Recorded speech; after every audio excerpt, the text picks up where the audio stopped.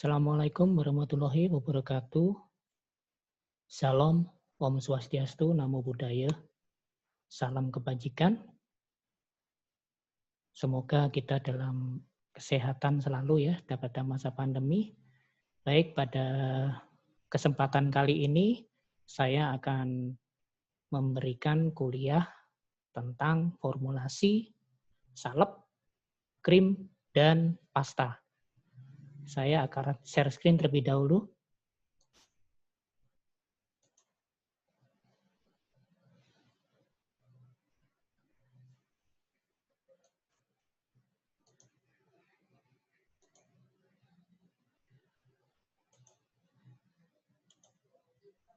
Baik, sudah kelihatan ya adik-adik.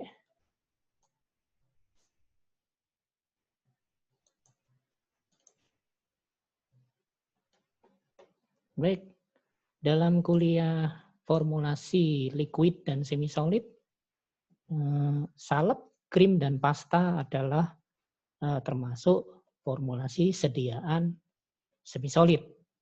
Salep seperti yang adik-adik sudah ketahui, ada kuliah-kuliah sebelumnya di kuliah preskripsi, adik-adik sudah beberapa kali membuat salep, kemudian juga penggunaan salep juga adik-adik sudah paham ya, bahwa kebanyakan digunakan untuk tujuan sediaan topikal. Baik, saya akan lanjut. Definisi dari salep itu sendiri ya. Adik-adik juga sudah paham saya kira. Adalah sediaan setengah padat yang mudah dioleskan dan digunakan untuk obat luar. Itu berdasarkan Farmakope Indonesia edisi ketiga. Kemudian pada Farmakope Indonesia edisi keempat adalah sediaan setengah padat yang ditujukan oleh pemakaian topikal pada kulit atau selaput. Ya hampir sama ya. Silahkan dicek di definisi di Farmakope edisi 5 yang baru saja terbit. Saya kira hampir sama ya. Jadi intinya dia adalah sediaan semisolid, kemudian tujuan untuk dioleskan atau topikal, kemudian digunakan sebagai obat luar. Banyak fungsi-fungsi dari salep yang adik-adik ketahui, silakan di-refresh pengetahuannya. Nah ini contoh dari sediaan salep ya. Ada yang isinya nitrogliserin, kemudian ada yang isinya adalah antibiotik yang lain ya, dengan tujuan digunakan untuk topikal. Ini ada banyak, silakan dicari-cari sendiri ya. Ini adalah contoh sediaan salep. Jadi tujuannya digunakan untuk topikal sebagai obat luar. Kalau di formulasi kita membuatnya dalam jumlah yang banyak, tapi kalau di resep itu biasanya resep dari dokter kulit dan kelamin ya. Nah, bedanya kalau di situ pada peresepannya untuk sediaan salep selalu etiketnya berwarna biru, artinya digunakan untuk pemakaian luar. Ketika kita berbicara tentang salep pada formulasi, maka kita berbicara pembuatan secara production scale ya dalam skala besar. Digunakan untuk banyak orang ya, biasanya juga pembuatannya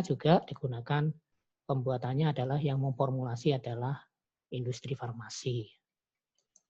Lanjut. Formulasi dari salep ya yang secara umum dan standar adalah di salep itu ada zat aktifnya. Ya, jadi ada zat aktifnya. Kemudian kita tambahkan di situ basis ya. Basis ini adalah yang membawa zat aktifnya tersebut. Zat aktif ini bisa macam-macam ya. Ada yang antibiotik ya, seperti salep eritromisin ya. Kemudian salep tetrasiklin dan sebagainya. Di situ tentunya ada basisnya yang berfungsi sebagai pembawa dari bahan aktif tersebut. Basis ini macam-macam nanti sesuai di preskripsi adik-adik juga sudah dapat ya. Kemudian juga ada bahan tambahan yang lain ya. Selain basis ada bahan tambahan yang lain. Bahan tambahan yang lain ini bisa penetration enhancer, viscosity modifier, plasticizer, dan lain sebagainya. Nanti silakan dibaca-baca lagi ya, formulasi pada salep itu apa saja. Kemudian berbicara tentang fungsinya adalah sebagai proteksi.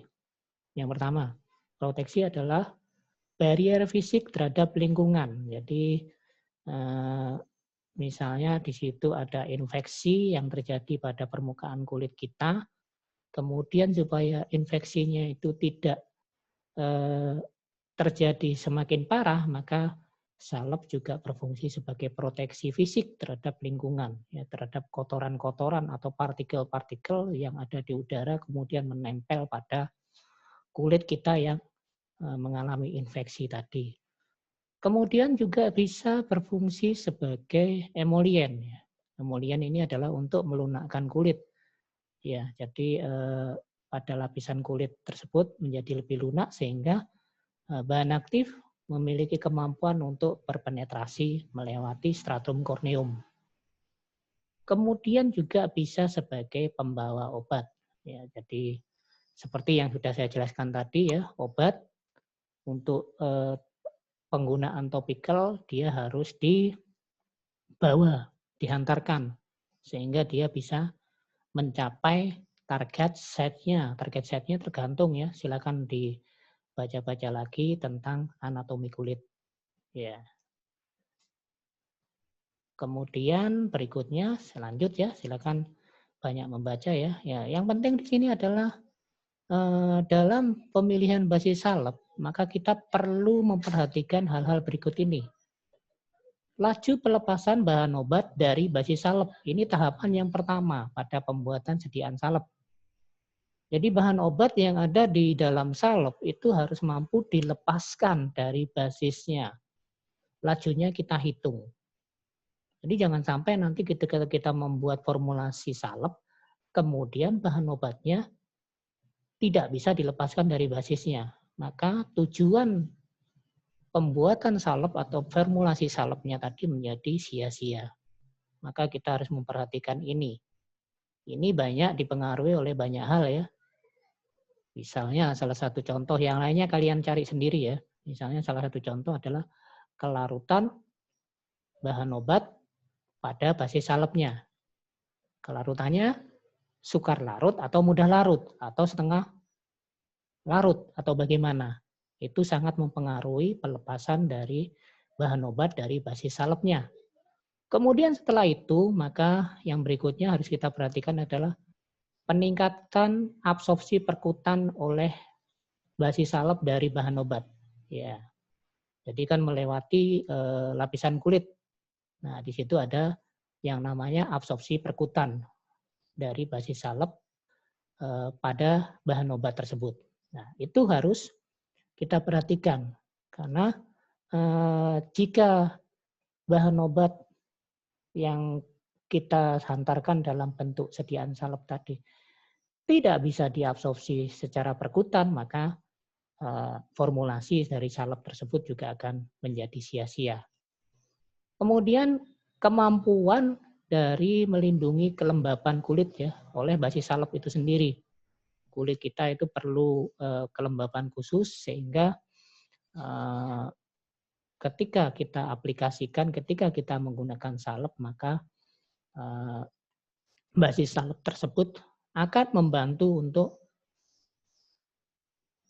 bahan obatnya tadi bisa berpenetrasi ke dalam lapisan kulit kita. Kemudian juga kita perlu perhatikan jangka waktu obat stabil dalam sediaan salep tersebut ya. Jadi obat tersebut harus stabil dalam basis salep tersebut. Dan kita harus hitung berapa lama obat tersebut stabil dalam basis salepnya. Ini akan sangat menentukan sekali terhadap expired date-nya. Kemudian yang lainnya tadi sudah saya sebutkan di awal, lah ini pengaruh obat terhadap kekentalan. Ya, viscosity modifier tadi ada bahan yang tujuannya khusus ya. Itu juga fungsinya adalah salah satunya seperti ini. Obat tadi terhadap kekentalan dari basis salepnya pengaruhnya bagaimana? Semakin kental akan semakin mana obatnya? Mudah dilepas atau sulit dilepaskan dari basis salepnya. Sehingga kita perlu memperhatikan hal-hal berikut ini juga. Ini adalah beberapa yang harus kita perhatikan dalam memilih basis salep. Kemudian ini sudah dapat Anda dapatkan di preskripsi ya. Jadi basis salep itu dibedakan menjadi 4 kelompok, silakan dibaca lagi ya. Ada basis hidrokarbon, kemudian ada basis absorpsi ya, basis serap, kemudian ada basis yang bisa dicuci dengan air dan ada basis yang larut dalam air. Silakan dibaca-baca lagi bagaimana spesifikasi dari basis tersebut, kemudian contoh-contohnya apa saja.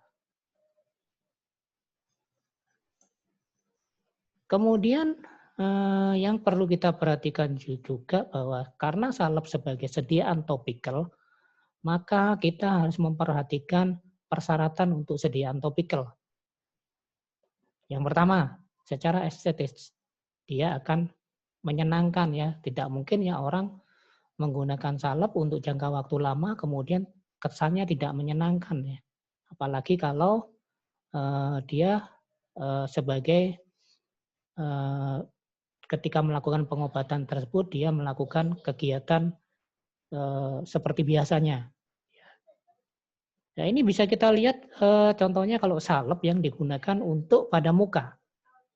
Ya, tentunya kalau tidak menyenangkan, makanya sediaan tersebut tidak akan, dari aseptabilitas dia akan susah diterima oleh pasien. Ya, ketika digunakan di muka, misalnya sediaan jerawat ya itu. Nah, itu ketika untuk anti akne, ketika digunakan pada muka, kemudian yang bersangkutan harus beraktivitas dan yang bersangkutan terlihat sekali menggunakan salep tersebut ya, salep anti akne ya, terutama untuk para remaja dan yang mengalami masalah akne kan akan sangat tidak menyenangkan, apalagi kalau ditutup sama bedak dan sebagainya, kelihatan sekali kalau secara estetis dia memakai sediaan tersebut. Makanya ini harus kita perhatikan. Kemudian stabilitas itu juga harus kita perhatikan, stabil secara kimia dan fisika, sehingga untuk membuat dia stabil maka kita harus mengkombinasikan berbagai macam eksipien. Ya, jadi harus stabil selama pemakaian sebelum sediaan tersebut didistribusikan ya, selama distribusi, produksi, distribusi, kemudian sampai ke dalam sarana pelayanan kefarmasian, maka dia harus stabil secara fisika dan kimia. Maupun ketika digunakan dan setelah pada saat penyimpanan itu harus stabil. Wah, untuk mencapainya itu maka kita harus menggunakan berbagai macam eksipien. Salah satu contohnya apa? Preservatif ya, preservatif itu berfungsi untuk sediaannya bisa stabil dalam jangka panjang. Kemudian yang berikutnya adalah memungkinkan penetrasi obat secara optimal ke dalam kulit. Nah ini, coba adik-adik baca lagi anatomi kulit ya. Makanya juga ada beberapa sediaan salep yang dibutuhkan penetration enhancer, peningkat penetrasi. Jadi target site-nya di mana obat yang kita bawa dalam bentuk sediaan salep tadi. Silakan dibaca-baca lagi ya. Epidermis atau bagian dermis. Butuh enggak penetrasi obat? Makanya juga ada evaluasi juga tentang uji penetrasi obat selain uji pelepasan bahan aktif dari basisnya tadi yang saya sebutkan di kuliah yang sebelumnya. Kemudian ketika kita membuat formulasi salep, kita juga harus melakukan profiling produk. Ya, profiling produk. Profil produk kalau di bahasa Indonesia kan ya, profil produk salep yang perlu kita perhatikan. Apa saja? Tujuan indikasi terapinya. Nah, kalau untuk misalnya kita membuat salep untuk pengobatan penyakit kulit. Nah, berarti sudah jelas di situ. Tujuannya untuk mengobati penyakit kulit. Penyakit kulit kan ada banyak ya. Panu, kadas, kurap, nah, sebagainya itu penyakit masyarakat ya. Atau tujuan terapinya dia sebagai antibiotik yang diberikan secara topikal. anti akne itu ya, atau yang lain-lainnya, atau sebagai anti akne, anti jerawat ya. Maka kita harus memperhatikan itu profiling produknya untuk apa dulu. Kemudian baru kita memilih bentuk sediaan, bentuk sediaannya. Bentuk sediaan dalam hal ini salep ya, ini kita membahas salep. Tapi juga kapan kita memilih menjadi bentuk krim atau gel atau bentuk spray. Nah, itu harus kita perhatikan profiling produknya. Kenapa kok kita membuat bentuk sediaannya salep? Kok bukan krim? Kok bukan gel? Kok bukan spray? Itu ada alasannya tertentu. Yang itu adalah formulator yang menguasai. Dalam hal ini adalah farmasis atau apoteker. Kemudian produknya tadi, potensi kekuatan produknya ya. Jadi berapa persen aktif pharmaceutical ingredient-nya atau API-nya. Ya, persen jumlah bahan aktifnya itu berapa? Sesuai dengan tujuan terapinya kan. Nanti ketika antibiotik kan berbeda-beda satu dengan yang lain. Ketika kita menggunakan misalnya sediaannya mengandung dexamethasone, golongan kortikosteroid, nah akan berbeda lagi. Dan seterusnya, dan seterusnya. Silakan dibaca-baca lagi ya, adik-adik. Kemudian kita harus melakukan profiling pelepasannya. Dilepas di mana dia? Pada bagian kulit yang mana? Ya. Kemampuan dia dalam menembus stratum korneumnya. Nah, dilepas di mana? Bahan aktifnya setelah dilepas dari basisnya, kemudian dia melakukan penetrasi di bagian mana di kulit kita. Ya, jadi ada profiling pelepasan, juga ada tujuan penetrasinya ke bagian kulit yang mana. Ini karena sangat menentukan sekali bahan-bahan pendukung untuk formulasi salepnya. Ya. Tadi kalau pelepasan berarti kita harus memperhatikan kelarutan bahan aktif dari basisnya. Kalau sukar larut, ya sulit dilepaskan. Kalau mudah larut berarti dia lebih mudah dilepaskan dari bahan aktifnya. Jadi kalau tidak bisa dilepaskan dari bahan aktifnya, formulasi akan sia-sia. Kemudian setelah dilepaskan dia menembus stratum corneum. Kemudian setelah menembus stratum corneum, dia akan penetrasi kemana? Nah, sehingga diperlukan di situ viscosity modifier, enhancer, dan lain sebagainya. Penetration enhancer, dan lain sebagainya. Kemudian yang berikutnya lagi adalah kosmetik. Ya. Kalau dia fungsinya sebagai estetika ya, apa yang kosmetik ini contohnya? Nah, untuk sediaan-sediaan tabir surya, sunscreen, dan sebagainya ya. Sifatnya dia melapisi kulit supaya kulit kita tidak terpapar oleh sinar UV yang merugikan dan sebagainya ya. Itu berarti sifatnya kosmetik. Maka kita perlu memperhatikan feel, warna, daya sebar, dan absorbability-nya. Ya, kemampuan mengabsorpsinya dan kemampuan tentunya untuk memantulkan sinar UV yang tidak dikehendaki untuk menembus ke kulit kita. Ya, ini biasanya kalau yang tabir surya biasanya yang untuk yang terpapar sinar matahari langsung. Gitu. Kemudian yang berikutnya lagi adalah target shelf life-nya. Ya, jadi apa batas dari daluarsanya berapa lama. Kemudian juga berapa lama dia akan sampai ke target site-nya. Jadi profiling produk untuk salep adalah beberapa hal berikut ini. Silahkan nanti adik-adik dibaca-baca lagi ya di literatur tentang hal-hal yang sudah saya jelaskan ini. Lanjut. Kemudian metode pembuatan itu ada macam-macam ya. Silakan dibaca-baca lagi ya pembuatannya. Baik dalam skala small scale maupun large scale sebenarnya hampir sama ya. Hanya beda di jumlah dan alat yang digunakan saja. Ada metode pelelehan atau peleburan. Zat pembawa dan zat berkhasiat dilelehkan bersama-sama. Kemudian diaduk untuk membentuk fase yang homogen. Jadi ini juga pernah kalian lakukan ya di preskrip. Kalau skala formulasi, nah ini dilakukan dalam alat yang berbeda, skalanya lebih besar. Ya, diaduk, dilelehkan, dipanaskan gitu, ada alatnya, ada untuk meningkatkan suhunya, kemudian ada pengaduknya, kemudian sampai terbentuk fase yang mungkin, kemudian dikemas dalam kemasan tube tertentu yang langsung dikemas dan sudah menjadi produk yang jadi. Silahkan adik-adik cari ya videonya, banyak itu saya kira di YouTube. Kemudian metode yang berikutnya adalah metode triturasi. Ya, ini zat tidak larut dicampur dengan basis sedikit dengan basis yang akan dipakai. Atau dicampur terlebih dahulu dengan zat pembantu. Jadi tidak dicampur semuanya, tapi dicampur secara sedikit demi sedikit dengan basis yang akan dipakai atau zat pembantu. Baru kemudian ditambahkan sisanya. Itu juga kalau di industri juga ada yang seperti itu.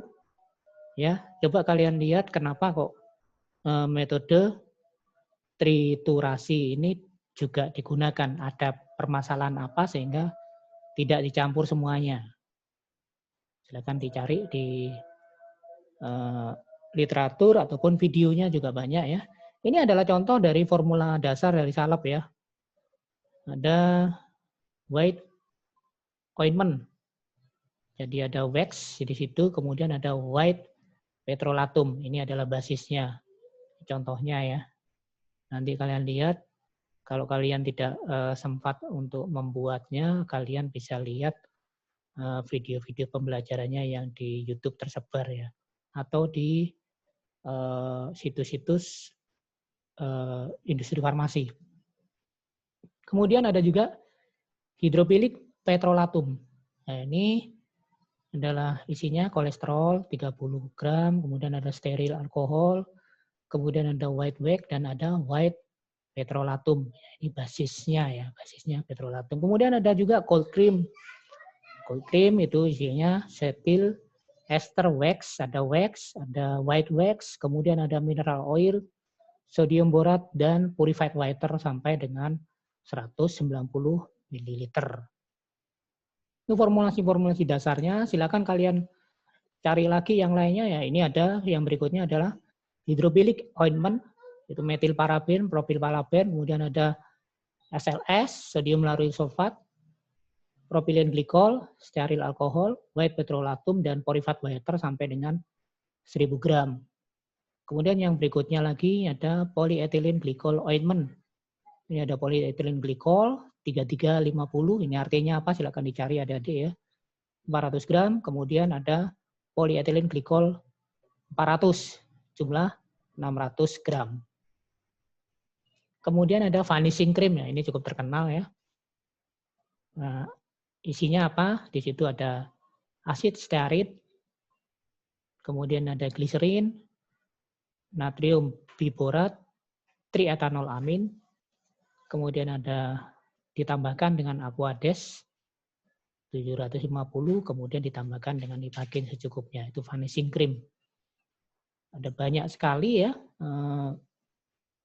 formula-formula dasar dari salep, silakan adik-adik cari contoh-contoh yang lainnya pada buku-buku yang membahas tentang formulasi ya, tentang semi-solid dosage form, itu ada banyak literaturnya juga. Anda bisa cari literatur yang ada di internet. Jadi kesimpulannya, salep merupakan sediaan semi-solid yang memiliki banyak fungsi. Formulasi dan pemilihan basis ditentukan oleh sifat fisika kimia dari bahan aktifnya. Terdapat basis hidrokarbon, basis yang mudah dicuci dengan air, basis serat, basis larut air. Kesemuanya memiliki karakteristik tertentu. Ya, pemilihannya disesuaikan dengan tujuan pengobatan yang diharapkan. Demikian untuk formulasi salep.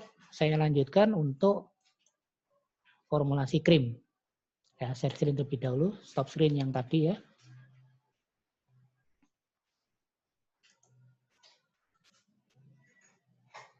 Sudah terlihat ya. Kita membahas dulu tentang formulasi krim ya. Selain salep ada krim. Apa yang dimaksud dengan krim? Saya kira adik-adik juga di preskripsi sudah membahas ya. formulasi tentang krim ya, cuman itu tujuannya kembali lagi bedanya formulasi dengan preskripsi adalah small scale, kemudian itu adalah permintaan tertulis dari dokter kepada apoteker. Ketika formulasi itu kita adalah sebagai formulatornya, membuat dalam large scale ya atau production scale di industri farmasi. Baik, kita bahas komponen krim itu ada zat aktif, sama dengan salep ya. Salep ada basis salep, nih di sini ada basis krim. Kemudian ada bahan tambahan. Jadi secara garis besar ada zat aktif, ada basis krim, dan ada bahan tambahan. Kemudian kalau krim, nah krim di situ ada dua tipe. Tipe minyak dalam air atau OW, oil in water, dan tipe AM, air dalam minyak atau water in oil. Apa bedanya? Ya, ini ada fase eksternal dan fase internalnya, itu yang beda. Saya kira adik-adik bisa baca lagi ya, sudah diberikan itu. Krim minyak dalam air contohnya adalah vanishing cream. Ya. Kalau tadi ada basis salep vanishing ya. Nah, di sini juga ada krim vanishing yang digunakan untuk permukaan kulit dan akan menghilang tanpa bekas. Kenapa? Karena fase eksternalnya adalah air ya. Sehingga ini lebih disukai, tadi sudah saya bahas ya di formulasi salep ya. Tentunya kita harus memperhatikan kenyamanan dari pasien atau penggunanya ketika digunakan. Ketika diaplikasikan pada permukaan kulit, pada topical, maka dia ketika kita hilangkan tidak meninggalkan bekas. Kalau yang fase luarnya minyak, tentunya akan meninggalkan bekas, apalagi kalau pasien atau penggunanya menggunakan bedak. Nah, itu. Jadi ini tipe MA atau OW lebih disukai. Kemudian jenis tipe yang lain adalah AM atau WO, ya. Water in oil. Nah ini berarti fase eksternalnya adalah oilnya atau minyaknya.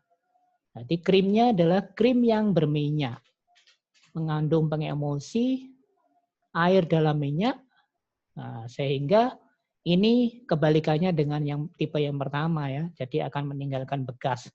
Contohnya adalah Adeplane, kemudian juga wool, alkohol ya, yang berasal dari domba ini ya, dari basicnya dari bulu domba.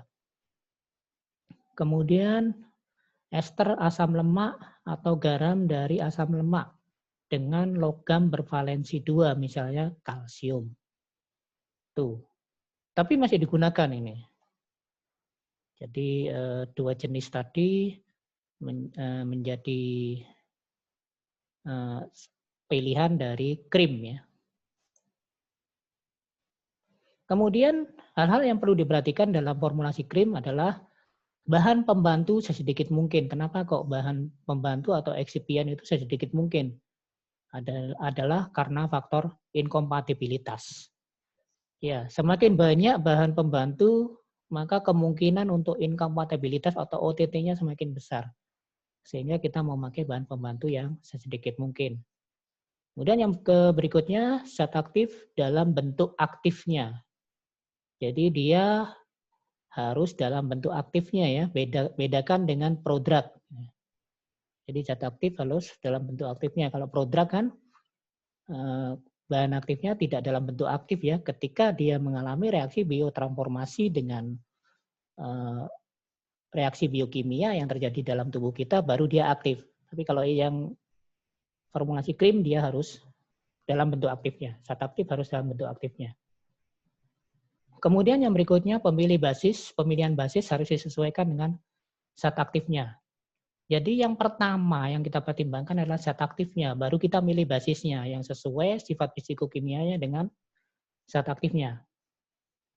Jadi bukan dibalik ya, basisnya menyesuaikan dengan zat aktifnya, bukan. Tapi yang di sini yang kita lihat yang pertama adalah zat aktifnya.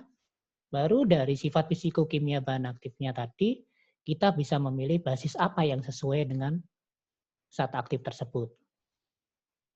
Kemudian karena krim mengandung air, maka kita butuhkan pengawet. Ya, kenapa? Air adalah media pertumbuhan yang baik untuk mikroba. Sehingga supaya krimnya tersebut stabil untuk penggunaan jangka waktu yang lama, maka kita harus memberikan pengawet. Ya. Kemudian yang berikutnya, pengawetnya tentunya disesuaikan ya dengan aturan pengawet. Pengawet apa saja yang diperbolehkan, jumlahnya berapa, dan seterusnya itu menjadi pertimbangan formulator untuk menambahkan pengawetnya atau memilih pengawet dengan jumlah yang sesuai dengan persyaratan yang disebutkan ya. Kemudian karena krim tadi tidak hanya mengandung air ya, tapi juga mengandung lemak, maka diperlukan ditambahkan antioksidan di situ. Ya, nah, seperti kita ketahui ada reaksi oksidasi. Ketika ada reaksi oksidasi juga nanti bahannya akan menjadi mudah rusak. Sehingga untuk lemaknya ini perlu ditambahkan antioksidan. Silakan dibaca-baca lagi mekanismenya bagaimana. Kemudian penggunaan emulgator itu juga disesuaikan dengan jenis krimnya. Tadi kan saya sebutkan ada 2 jenis ya secara garis besar. Ada OW, ada WO. Sebenarnya ada perkembangan lebih lanjut ya, ada ya, double emulgator ya. Itu ada, nanti ya bisa dibaca-baca lagi. Nah, penggunaan emulgator disesuaikan dengan jenis krimnya. Emulgatornya itu harus sesuai dengan jenis krimnya. Kita mau membuat OW atau WO. Kemudian emulgator tersebut harus juga bisa tersatukan dengan bahan aktifnya, mampu membawa bahan aktifnya. Kemudian ada juga krim-krim yang steril, maka kita pembuatannya harus secara aseptis. Krim-krim apa yang steril? Coba adik-adik bisa cari contohnya ya. Nah, apa? Masih ingat? Ya, biasanya ada juga krim-krim yang untuk penggunaan okular ya, untuk mata dan sebagainya. Nah, itu dia harus steril.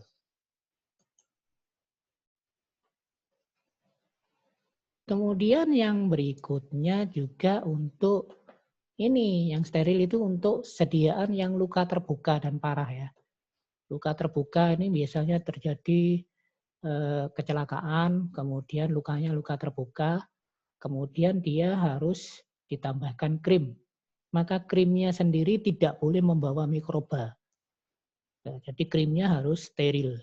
Nah, makanya harus disediakan secara aseptik itu tadi.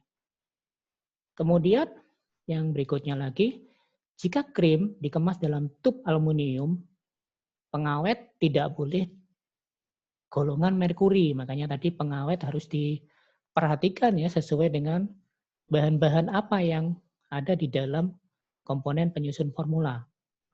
Jadi kalau tubnya aluminium maka tidak boleh golongan merkuri organik karena akan bereaksi dengan tub membentuk kompleks merkuri aluminium. Nah, ini harus diperhatikan. Ya, jadi Anda sebagai formulator harus tahu, jangan sampai ada reaksi antara pengemasnya dengan bahan yang ada dalam krimnya tersebut. Nah, ini bisa berbahaya kalau kita nggak tahu seperti ini. Nah, ini adalah farmasis atau apoteker yang tahu. Bahannya harus kita pilih bahan-bahan yang tidak menimbulkan reaksi dengan tubnya. Jadi jangan memilih golongan merkuri organik. Kemudian untuk tub yang mudah berkarat itu harus dilapisi ya. Seiring berjalannya waktu ada beberapa tub yang mudah berkarat. Nah, karat ini bisa bereaksi dengan bahan yang ada di dalam kemasan tubnya itu. Ya, ini tidak boleh. Maka tubnya harus dilapisi. Dilapisi dengan apa? Silakan adik-adik cari ya. Kemudian untuk etiket tertera obat luar ya. Dia tadi sudah saya sebutkan penggunaannya adalah untuk luar. Tertera tanggal kadaluarsa ya. Penggunaan luar ini penting ya. Untuk obat luar jangan sampai obat luar digunakan untuk dalam, berbahaya. Kemudian harus ada tanggal daluarsa, jelas itu ya, karena memang bahan-bahan yang ada di dalam krim ya, baik itu eksipien maupun bahan aktifnya mengalami keterbatasan stabilitas. Makanya harus ada tanggal kadaluarsa di situ. Bagaimana cara menetapkan tanggal kadaluarsanya? Silakan adik-adik buka lagi farmasi fisik. Kemudian kondisi penyimpanan. Nah, ini kondisi penyimpanan yang optimal sehingga itu di bagaimana gitu. Biasanya tertera kan pada krim itu disimpan pada tempat sejuk dan kering dan sebagainya. Itu untuk optimasi supaya bahan-bahan komponen penyusun formula dan bahan aktifnya tidak mengalami percepatan degradasi. Kemudian juga konsentrasi bahan aktifnya, kandungan bahan aktifnya berapa, itu harus tertera di etiket. Kemudian yang berikutnya adalah wadah tertutup rapat sehingga mencegah penguapan dan kontaminasi isinya, tahan terhadap absorpsi dan difusi isinya. Jadi wadah di situ sifatnya memang harus bisa melindungi betul dari apa yang tertera di dalam wadahnya ya. Dan mencegah kontaminasi serta tidak boleh ada absorpsi dari wadahnya terhadap bahan komponen penyusun formula dan tidak boleh juga di situ ada difusi ya, ada reaksi difusi terhadap isinya. Lanjut. Formulasi yang ideal untuk krim ini adalah sebagai berikut ya, ada petanya di situ, non iritan ya, tidak boleh iritasi terhadap kulit ya. Maka ini yang berpengaruh biasanya adalah pH. pH-nya harus disesuaikan dengan pH kulit kita. Tidak boleh terlalu asam atau tidak boleh terlalu basah. Kemudian juga ada kulit-kulit yang sensitif. Maka kita harus menggunakan bahan-bahan yang non alergenik ya. Jangan sampai ketika krim tadi digunakan malah menimbulkan reaksi alergi. Itu tidak boleh. Kemudian juga non staining ya. Jadi dia tidak boleh meninggalkan bekas ya ke dalam kulit kita. Kemudian pemakaiannya harus mudah. Ini terkait dengan penerimaan atau akseptabilitas dari pasiennya. Kemudian juga nyaman ketika digunakan ke dalam kulit ya, mungkin menimbulkan sensasi dingin dan sebagainya. Kemudian berasal dari bahan-bahan yang tidak toksik ya, tidak boleh toksik terhadap kulit kita. Kemudian ya ini tidak boleh juga menimbulkan menyakiti kulit ya, artinya malah menimbulkan efek samping yang lain ketika digunakan. Kemudian juga tidak boleh menimbulkan pertumbuhan mikroba. Kemudian bisa free ya, tidak menimbulkan efek samping. Nah, ini biasanya juga kalau free 100% itu ya juga tidak mungkin. Pasti ada efek samping. Cuman bagaimana kita cara menggunakannya? Biasanya kan memang untuk krim itu ada kontraindikasi ya, itu harus diperhatikan. Ya, jadi yang ideal adalah free from side effect.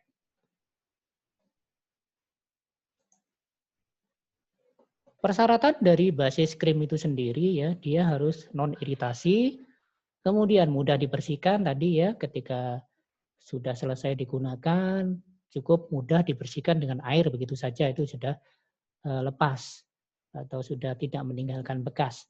Tidak tertinggal di kulit. Nah, ini tidak tertinggal di kulit setelah digunakan. Kemudian yang berikutnya dia harus stabil, kemudian seharusnya juga tidak tergantung pH ya untuk krim. Jadi kalau pH-nya berubah, pH kulit kita berubah menjadi asam atau basa, itu tidak boleh mempengaruhi sebenarnya. Yang ideal seperti itu. Kemudian tersatukan dengan berbagai macam obat. Ya, basis krim yang banyak dipilih kan tentunya dia bisa untuk berbagai macam obat, tetapi tidak mungkin ya ada basis krim yang bisa untuk berbagai macam obat, itu juga pasti ada salah satu yang tidak bisa dan sebagainya. Makanya peranan formulator di sini mengkombinasikan antara basis krimnya ini dengan sifat dari obatnya itu tadi. Lanjut, basis tipe air dalam minyak contohnya lanolin dan cold cream ya. Air dalam minyak ini sifatnya biasanya sebagai emulien, oklusif ya, mengandung air, mengabsorpsi air yang ditambahkan, kemudian kesannya adalah berminyak tadi ya. Jadi karena minyaknya berada di luar ya. Ya, minyaknya berada di luar, maka sifatnya dia sebagai emulien, oklusif, artinya dia bisa melakukan penetrasi, nah, tetap mengandung air. Kemudian ketika ada air, misalnya keringat kita gitu ya, keringat kita yang dihasilkan oleh kelenjar keringat dalam tubuh kita, maka dia akan diabsorpsi. Kemudian kesannya dia berminyak. Kemudian yang basis tipe MA, hydrophilic ointment, dia mudah dicuci dengan air. Jadi ketika kita bilas dengan air, maka dia akan hilang. Tidak meninggalkan minyak, dapat diencerkan dengan air. Cuman kelemahannya dia tidak oklusif ya. Tuh. Jadi kemampuan penetrasinya sedikit lebih rendah dibandingkan dengan basis yang AM tadi.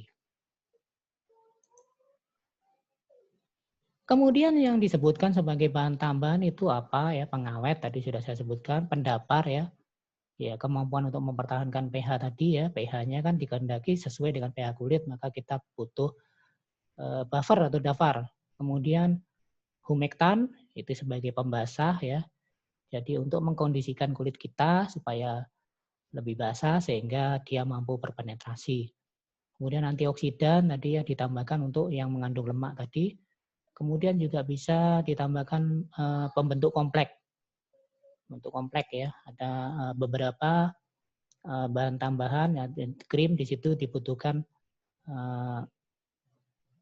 garam kompleks yang dibutuhkan, maka kita harus menambahkan bahan tambahan yang fungsinya sebagai pengompleks.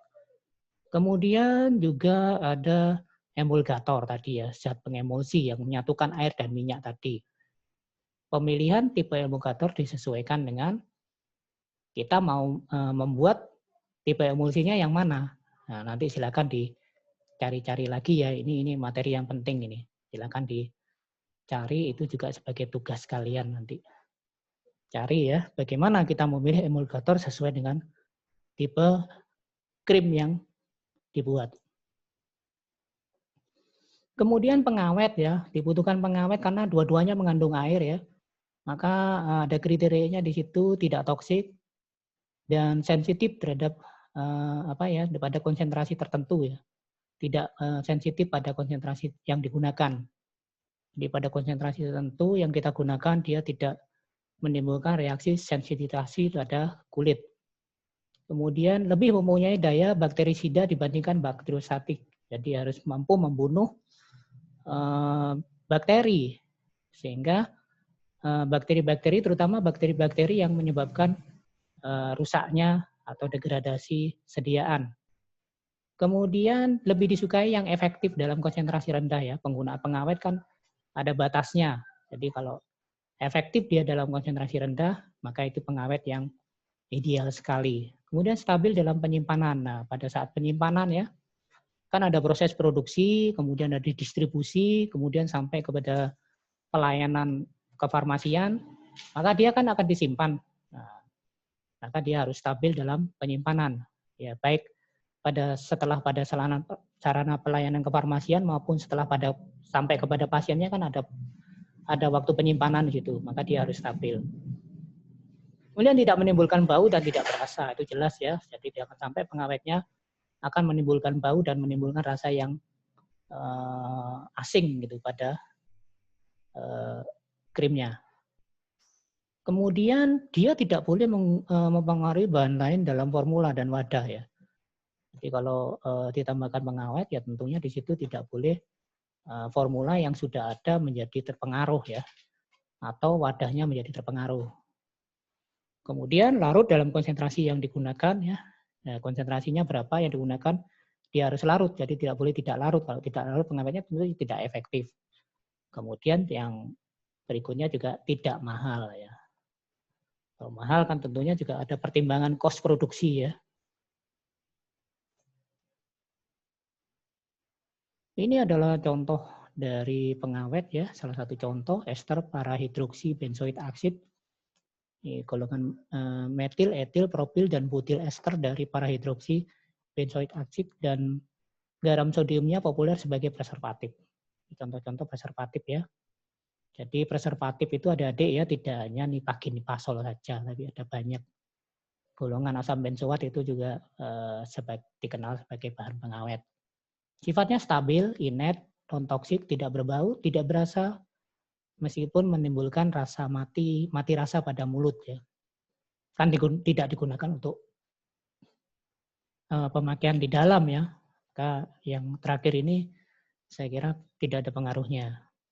Yang penting di sini ya dia stabil, inert, non-toksik, tidak berbau, tidak berasa. Kemudian, nah ini yang penting, aktif terhadap jamur, bakteri dalam jumlah sedikit dan efektif pada pH. Nah ini pH-nya adalah rentang dari pH kulit. Jadi ini banyak digunakan. Cuman memang adik-adik ya, kenapa kok adik-adik jarang menjumpai yang asam benzoat ya, golongan asam benzoat ini karena di lab tidak tersedia ya. Tapi adik-adik harus tahu ketika di lapangan itu bahwa bahan-bahan ini juga ada. Kemudian yang berikutnya, aktivitas meningkat tetapi solubilitasnya menurun dengan meningkatnya panjang rantai gugus alkilnya. Nah, silakan ini gugus alkilnya yang semakin panjang dia akan semakin menurun aktivitasnya ya. Karena kelarutannya menurun. Aktivitas ester akan berkurang dengan adanya emulgen non-ionik. Silakan dicari ya kriteria emulgator yang non-ionik. Maka ya jangan dikombinasikan dengan emulgator yang non-ionik. Non-ionik itu yang bagaimana saya kira di farmasi fisik sudah diberikan. Kemudian ini paraben ya, golongan paraben itu juga pengawet yang lainnya. Konsentrasi yang dibutuhkan, nah ini relatif lebih kecil ya, 0,01 sampai dengan 0,6% untuk topikal, aktif terhadap berbagai macam jenis bakteri dan jamur, kemudian juga ragi. Kemudian aktif dalam rentang pH yang luas, nah ini disukai ya. Digunakan untuk pengawet industri makanan, obat-obatan, dan kosmetik. Penggunaan kombinasi, nah ini kan adik-adik yang sering menggunakan kan yang golongan paraben ini. Penggunaan kombinasi 0,02% dengan metil paraben 0,18%. Ya. Golongan paraben ini kan nipagin-nipasol itu. Nah ini paraben, nipagin. Ya. Digunakan dalam industri makanan, kosmetik, obat-obatan yang paling banyak digunakan dalam industri kosmetik. Penggunaan kombinasi dengan paraben lain 2 sampai dengan 5% untuk meningkatkan efikasi. Efektif terhadap jamur dan bakteri serta yeast. Kurang larut ketika dia dalam bentuk garamnya. Efektif pada rentang pH luas, penggunaan untuk topikal ini 0,02 sampai dengan 0,3%. Kemudian ada lain lagi itu fenoksi etanol. Ini efektif untuk Pseudomonas aeruginosa ya. Jadi tapi dia kurang efektif untuk gram negatif lainnya dan gram positif. Maka dia harus dikombinasi dengan preservatif yang lain. Kombinasinya biasanya dia dengan ester parahidroksi oksibenzoid asid. Nah, biasanya penggunaannya untuk mengawetkan krim dan lotion. Klorokresol. Ini bakterisidnya kuat. Kemudian kadarnya 0,1% untuk mengawetkan krim dan sediaan topikal lain. Aktivitasnya turun apabila dalam kondisi alkali. Nah, ini. Ya. Maka ya pengawet ini ya jangan digunakan dalam kondisi alkali. Ketika produk mengandung minyak dan lemak yang berasal dari tanaman. Jadi ketika ada dia mau memilih pengawet pun harus diperhatikan sifat-sifat dari pengawet itu sendiri.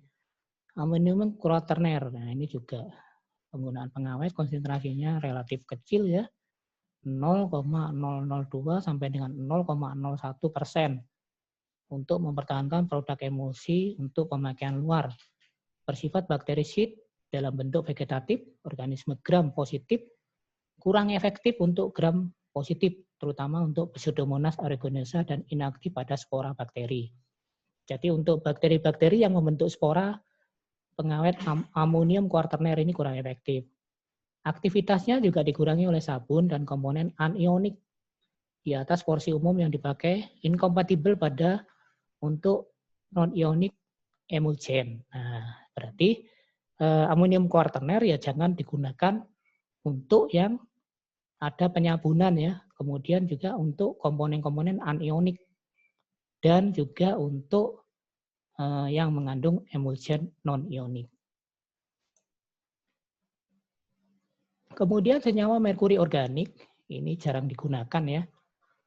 Nah, contohnya fenil merkuri nitrat dan asetat digunakan 0,004 dan 0,01% untuk mempertahankan emulsi yang mengandung emulgen non-ionik. Silakan dicari-cari lagi ya, non-ionik, anionik, itu yang bagaimana, kationik yang bagaimana. Untuk mengkompensasi defisiensi preservatif karena kompleksasi penggunaan dikombinasi dengan pengawet lain seperti setomakorgol krim. Nah, ini digunakan untuk krim setomakrogol. Ya. Ini biasanya digunakan untuk kombinasi. Tapi ini jarang sekali sekarang digunakan karena mengandung merkuri. Kemudian humektan. Humektan ini adalah untuk mencegah hilangnya air dari sediaan. Untuk mencegah kekeringan. Untuk meningkatkan penerimaan produk dan untuk meningkatkan kualitas usapan dan konsistensi secara umum. Jadi pada penggunaan krim itu ada kalanya nanti ada air yang hilang. Nah, air yang hilang itu bisa dicegah dengan penggunaan humektan. Pemilihan berdasarkan sifat menahan air dan efeknya terhadap viskositas dan konsistensi sediaan. Jadi sifatnya itu dipengaruhi oleh viskositas dan konsistensi dari sediaannya. Bahan-bahan yang sering digunakan sebagai humektan adalah sorbitol, propilin glikol, gliserol, makrogol, dan dengan BM yang rendah. Adik-adik tentunya yang sudah praktikum sudah paham ya fungsi dari humektan ini. Kemudian ini emulgator tadi ya. Emulgator itu terdiri dari asam lemak dan alkohol. Emulgator asam lemak dan alkohol itu ada setil alkohol, ada asam stearat. Kemudian ada setil alkohol dan asam stearat itu untuk menstabilkan emulsi tipe minyak dalam air. Kemudian juga ada surfaktan. Surfaktan anionik, ada kationik dan non-ionik. Nah ini yang sudah saya sebutkan tadi di awal ya contohnya. Ini TA stearat, etanol amin stearat. Kemudian yang kationik ini ada garam amonium kuarterner. Kemudian yang non-ionik adalah polyoksietilen lauryl alkohol. Lanjut, emulgator yang ideal adalah emulgator yang stabil, inet, kemudian bebas dari bahan yang toksik dan iritan. Ya, jadi bahan-bahan yang bisa menimbulkan iritasi pada kulit. Sebaiknya tidak berbau, tidak berasa, dan tidak berwarna, menghasilkan emulsi yang stabil pada tipe yang diinginkan. Jadi pemilihan emulgator nanti adik-adik harus memperhatikan itu. Yang pertama yang dipilih adalah ininya dulu ya. Emulgator yang ideal itu yang bagaimana? Stabil, inet, bebas dari toksik, tidak berbau, dan menghasilkan ini yang penting, emulsi yang stabil pada tipe yang diinginkan. Terus kemudian pemilihan emulgator berdasarkan apa? Nah ini silakan, ini ada di farmasi fisik ya, HLB, bagaimana cara menentukan harga HLB. Kemudian sifat ionik dari emulgatornya ya, kationik, anionik, dan non-ionik itu tadi. Kemudian tipe kimia dari emulgator, perbedaan kejenuhan komponen lipofilik emulgator yang mempengaruhi stabilitas dari emulgatornya yang bersangkutan. Di tipe kimianya berdasarkan komposisi lipofilik dan hidrofiliknya. Nah, itu sangat mempengaruhi stabilitas dari emulsi. Kemudian juga tujuan pemakaian topikalnya tadi. Sudah saya jelaskan tadi di awal ya. Nah, ini emulsifying agent tipe WO. Ya, itu bisa dibaca ya. Wulfat, anhidrous lanolin, lemak yang dimurnikan dari bulu domba, tadi sudah saya jelaskan di awal ya. Jadi lemak dari lemak bulu domba. Domba ya, bukan kambing ya, bedakan itu ya. Kemudian ini, dia bisa mengabsorpsi air 50% dari beratnya. Kemudian dia mengandung kolesterol dan oksikolesterol. Tidak larut dalam air tapi larut dalam alkohol. Panas. Kemudian warnanya kuning, meleleh pada suhu 36 sampai dengan 40 derajat Celcius. Ini untuk water in oil. Ya, jadi berlemak. Lemaknya ada di eksternalnya. Kemudian wax, ini lilin, merupakan ester lemak, mengandung jumlah yang signifikan, alkohol, sterol, dan asam lemak, memiliki nilai penyabunan yang tinggi. Nah, bilangan penyabunan atau nilai penyabunan silakan dibaca-baca lagi di kuliah farmasi fisik. Sorbitol ester atau SPAN. Nah, SPAN dan twin itu sering digunakan. Nah, ini SPAN ya, sorbitan ester. Ini diperoleh dari reaksi esterifikasi asam lemak dengan turunan sorbitol. Ada jenis-jenisnya yaitu sorbitan monolaurat, monooleat, triooleat, dan tristearat monopalmitat. Nah, ini nama-namanya SPAN 20, 80, 85, 85, 40. Coba dicari ya, apa arti dari angka di belakang ini. Kemudian wool alkohol. Ya, wool alkohol diperoleh dari wool fat ya, yang diperlakukan dengan alkali dan memisahkan fraksi yang mengandung kolesterol dan alkohol lain. Ya, ini bahannya sama dengan yang tadi wool fat, tapi di sini ada pemberlakuan fraksinasi. Ya, yang mengandung ada fraksinasi di sini ada pemisahan fraksi yang mengandung alkohol dengan alkohol yang lain. Mengandung kolesterol kurang lebih tidak kurang dari 30%. Kemudian ada hydrous wool fat. Ya, jadi sama ya, wool fat dari lemak bulu domba tadi. Tidak larut dalam air, tapi larut dalam ether dan kloroform. Merupakan campuran 70% water in water lemak dan 30% purified water. Kemudian ada bivalen sulfat, bivalen sub ya, sabun maksudnya. Sabun bivalen diperoleh melalui reaksi secara alami trigliserida dengan alkali atau reaksi asam lemak dengan alkali. Sabun bivalen coba dibaca-baca lagi ya. Kemudian yang emulsifying tipe OW, oil in water. Contohnya adalah polisorbat, twin, merupakan surfaktan non-ionik turunan polioksietilen.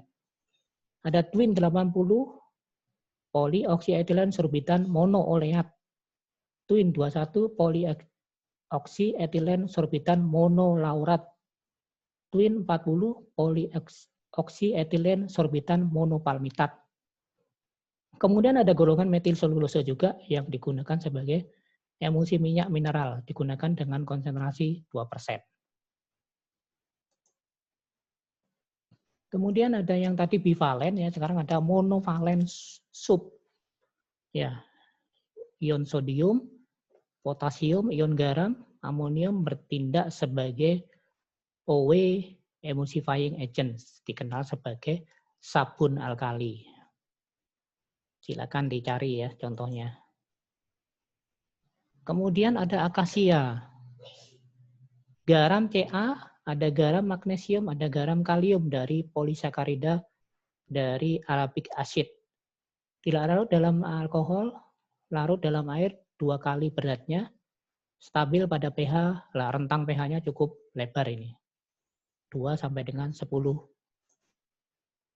Ada tragakan, itu terdiri dari 70% basorin dan 30% soluble gum, tidak larut dalam alkohol.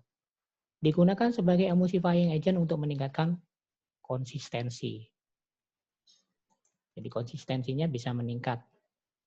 Kemudian trietanolamil oleat, kombinasi TA, TEA dengan asam oleat.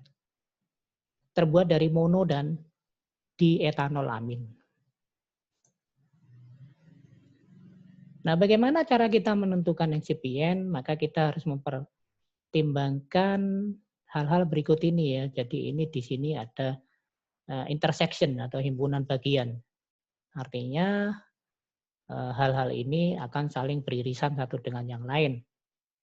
Yang pertama adalah psychological inertness ya. Jadi secara fisiologis dia harus inert. Kemudian physical dan chemical stability. Nah, itu juga harus kita pertimbangkan.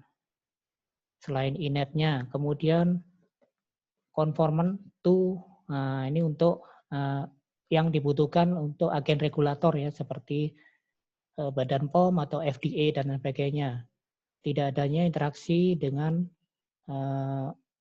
obat ya, sehingga tidak mempengaruhi bioavailabilitas dari obatnya. Kemudian tidak diperbolehkan adanya bakteri atau mikroorganisme patogen. Kemudian secara komersial dia harus low cost.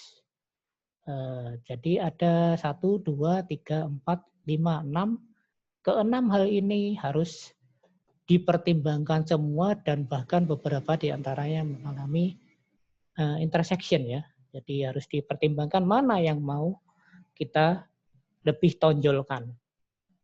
Tapi semuanya harus ada. Gitu.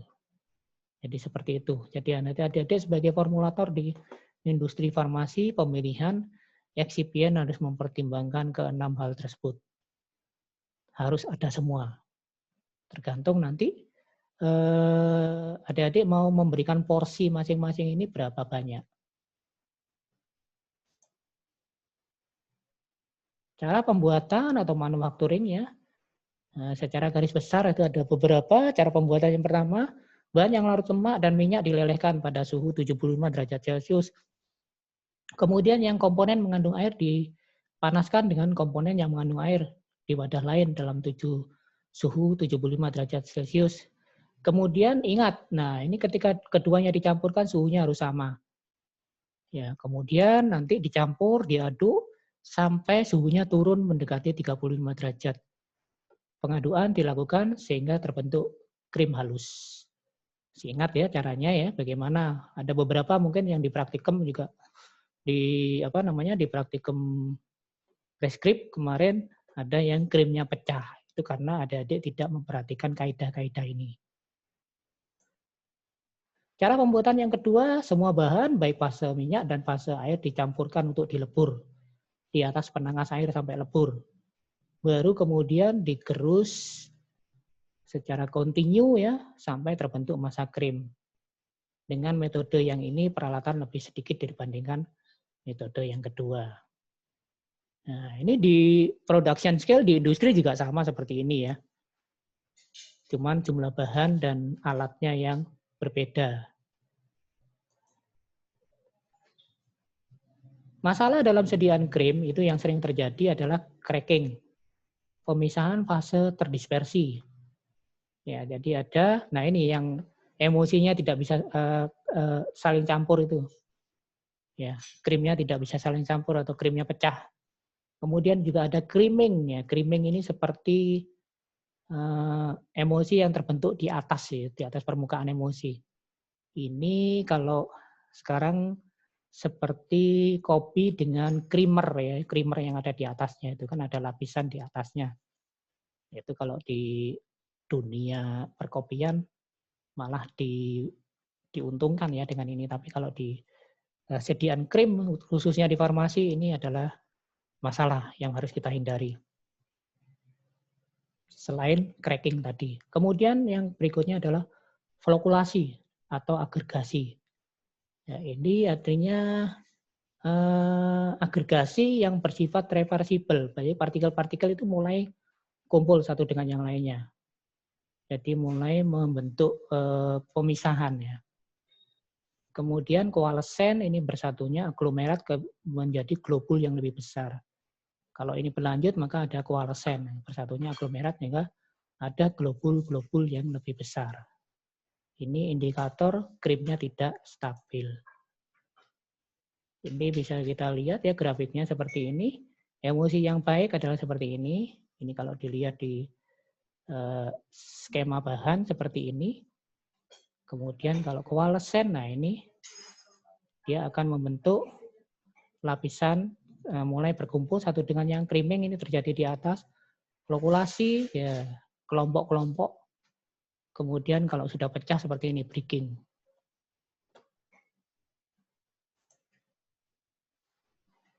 Kemudian ada juga pembalikan fase inversion ya. Jadi tipe emulsinya bisa berubah dari OW menjadi WO atau sebaliknya.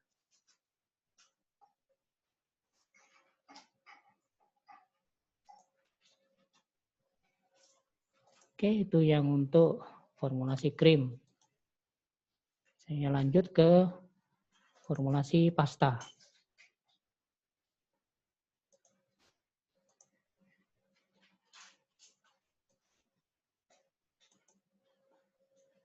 Adik-adik juga sudah praktikum ya, pasta gigi.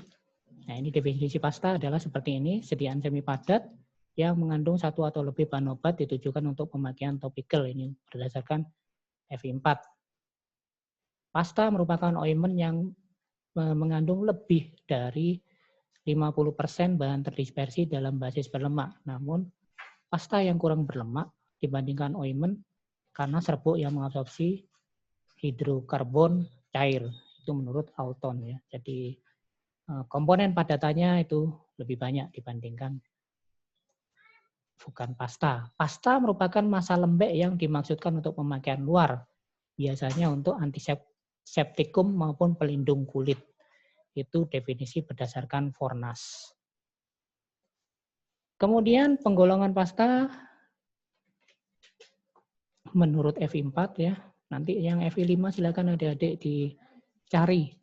Kelompok pasta dari gel fase tunggal mengandung air.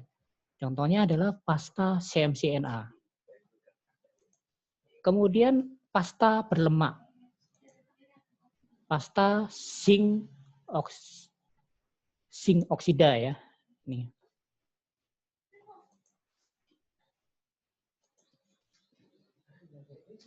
Kemudian bahan aktif, zat aktifnya untuk pasta ya. Penggunaan pasta sebagai antiseptik, perlindungan, penyejuk kulit, dan absorben. Zat aktifnya biasanya terkait dengan fungsi-fungsi tersebut. Zat aktif harus mampu didispersikan secara homogen pada basis. Zat aktif harus bisa dilepaskan, ya sama dengan krim dan salep ya. Zat aktif harus bisa dilepaskan dari basisnya dan menembus kulit. Jadi prinsipnya sama ya. Kemudian basisnya terdiri dari basis hidrokarbon, tidak diabsorpsi oleh kulit.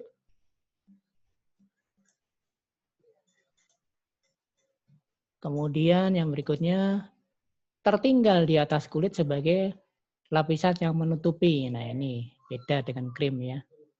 Membatasi, tapi dia punya fungsi untuk membatasi hilangnya lembab dan kulit tetap lunak. Tidak tercampur dengan air.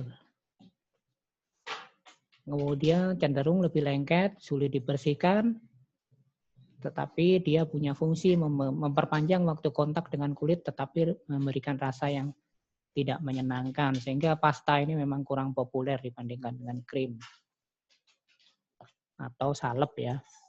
Daya absorpsi juga terhadap air lebih rendah karena banyak mengandung lemak itu. Contohnya adalah vaselin, parafin, dan minyak mineral. Kemudian ada yang basis absorpsi. Jadi basis absorpsi ada dua, basis non-emulsi dan basis emulsi. Basis non-emulsi dapat menyerap air dan larutan cair, membentuk emulsi tipe air dalam minyak.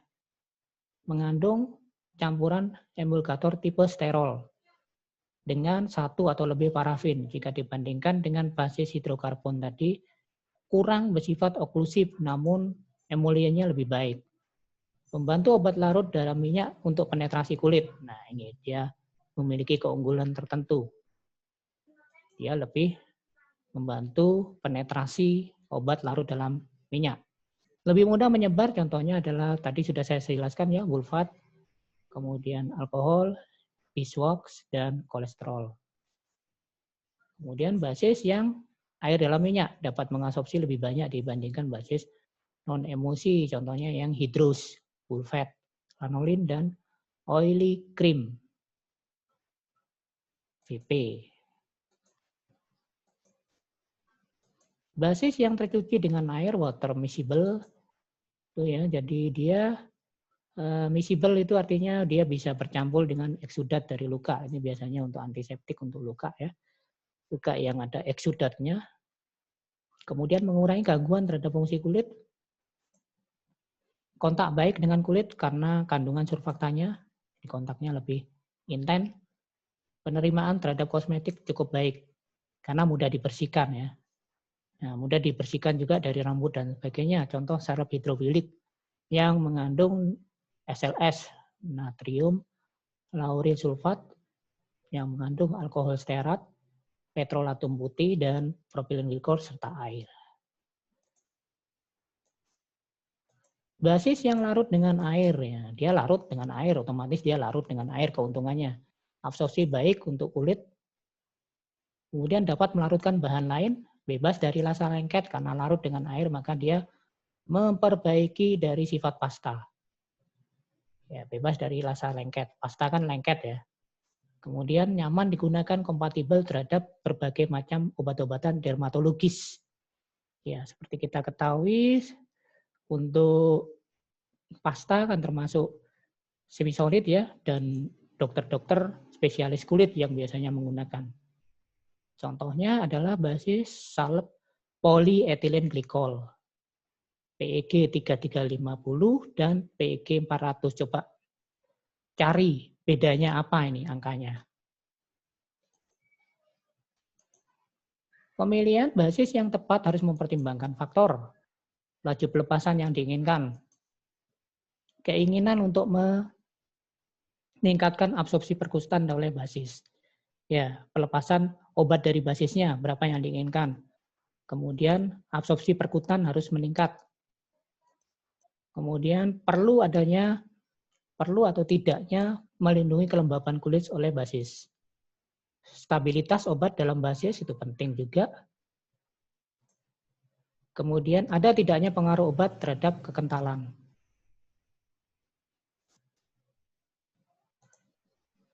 Bahan pengawet yang digunakan harus mampu melindungi sediaan dari kontaminasi mikroba, terutama mikroba yang berbahaya. Bahan pengawet yang iritan itu lebih baik dihindari ya. Misalnya metil dan propilparaben lebih mengiritasi kulit hidung dibandingkan amonium kuartener. Antioksidan juga perlu ditambahkan jika terjadi kemungkinan adanya reaksi oksidasi. Misalnya asam sitrat, asam fosfat. Kemudian penggunaan emulsifier itu bisa dikombinasikan untuk memperoleh stabilitas yang lebih baik dan sifat iritan yang lebih rendah. Emulsifier contohnya ini emulsifier anionik, emulsifier kationik. Nah, itu bisa dilihat adik-adik ya. Kemudian non-ionik. Nah, apa bedanya itu? Silakan dibaca-baca lagi. Sudah diberikan itu. Kemudian humektan tadi sudah dibahas untuk mencegah kehilangnya air. Contohnya gliserol dan PEG. Kemudian cara pembuatannya ada metode fusion. Jadi fusion ini digabungkan zat dan basis dan bahan aktif dilelehkan bersama-sama untuk membentuk fase yang homogen. Perlu ada pemanasan. Nah, ini perlu dipertimbangkan zat aktif yang rentan terhadap pemanasan. Kemudian yang berikutnya metode tirturasi. Tidak dicampur ya, tapi juga dia ditambahkan sedikit demi sedikit. Zat yang tidak larut dicampur dengan sedikit basis, kemudian ditambahkan dengan sedikit basis. Tadi sudah ada di cara pembuatan salep ya. Pasta singoksid. Nah, ini pasta singoksid ada 25% dari singoksid dan amilum dengan vaselin putih. Pasta ini biasanya digunakan sebagai astringent pelindung, pembawa obat yang lainnya. Pasta gigi kemarin adik-adik sudah buat ya. Karakteristik dari pasta gigi itu konsistensinya, kita harus mempertimbangkan densitasnya. Berapa densitasnya di situ sudah tertera, silakan dibaca. Viskositasnya berapa, rentang viskositasnya 150.000 sampai dengan 300.000 centipoise. Kohesivitas juga harus dipertimbangkan karena pasta gigi tersebut dioleskan di dalam gigi ya, kemudian untuk membersihkan gigi kan. Nah, ujinya adalah sejumlah pasta gigi dioleskan pada lempengan logam, kemudian dimasukkan air mengalir, dibutuhkan berapa lama waktu yang hilang dari lempengan tersebut, itu menunjukkan kohesivitasnya. Kemampuan untuk dikeluarkan dari tube, itu juga harus diperhitungkan. Kelenturan.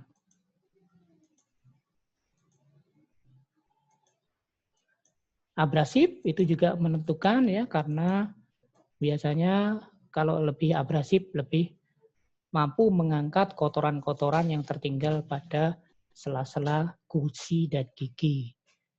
Faktor yang menentukan abrasif adalah kekerasan, bentuk kristal, kemudian ukuran partikel dan konsentrasi.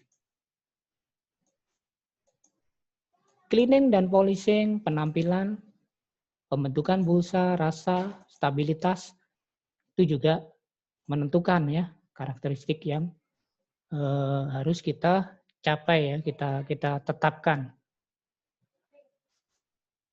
Lalu bahan abrasif adalah, ini contohnya ya, kalk, murah tapi banyak impurities.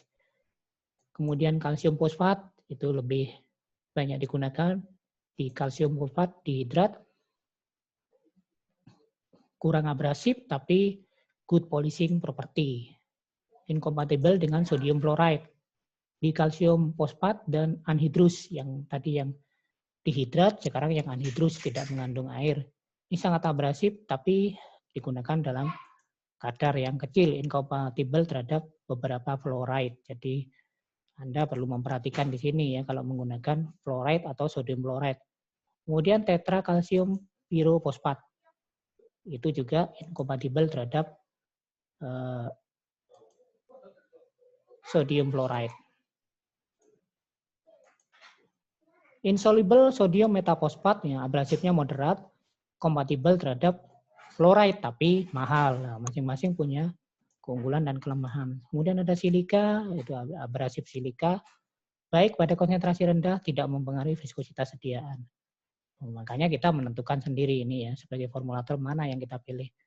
Thickening silika digunakan beberapa bersama-sama dengan abrasif silika untuk membentuk clear gel pasta. Ya, ini kalau adik-adik menggunakan kombinasi gel dan pasta. Hidrat alumina, nah ini murah tapi dia juga kompatibel dengan fluoride. Sodium bikarbonat itu juga bisa, dia abrasif dan kelarutannya di atas 8%. Kemudian juga ada binder yang berfungsi untuk meningkatkan viskositas dan memisahnya cairan dari pasta. Digunakan konsentrasi 0,9 sampai dengan 2%.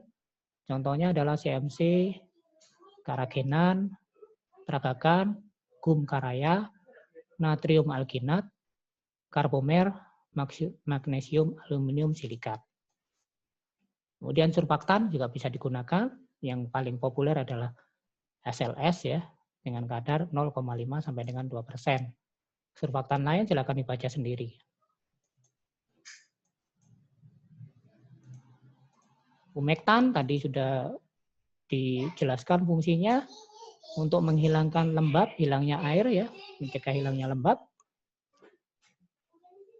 keringnya pasta gigi dan memberikan nyaman di mulut. Contohnya adalah sorbitol, gliserin, propilin glikol. Masing-masing memiliki rasa yang berbeda ya, dalam bentuk sorbitol 70% larutan, rasa dingin dan manis. Gliserin sensasi hangat di mulut tapi mahal, konsentrasi 5-10%. Propilin glikol solvent yang baik tapi viskositasnya rendah dan agak pahit.